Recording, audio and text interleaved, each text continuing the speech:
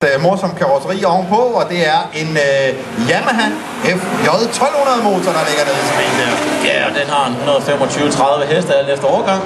Ja, og det er jo rigtig meget, når den ikke har ret meget at slæbe på. Det har den jo ikke, sådan en lille sag der.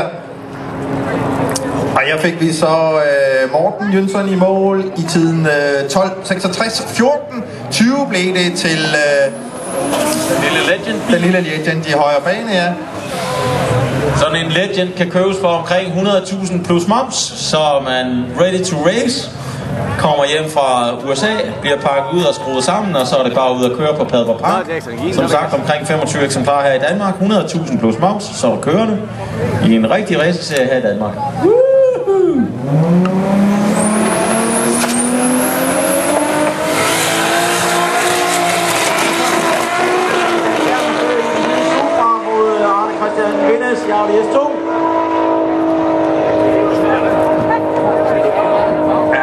Toyota Supraen lyder rigtig arver, og han får en tid af 10.95. Vi kan gerne 10.95. Jo, mand! Arne Christian Vignes. Hvad gør han sidst? Går vi lige på en anden skærm her. 11.58. 10 mål.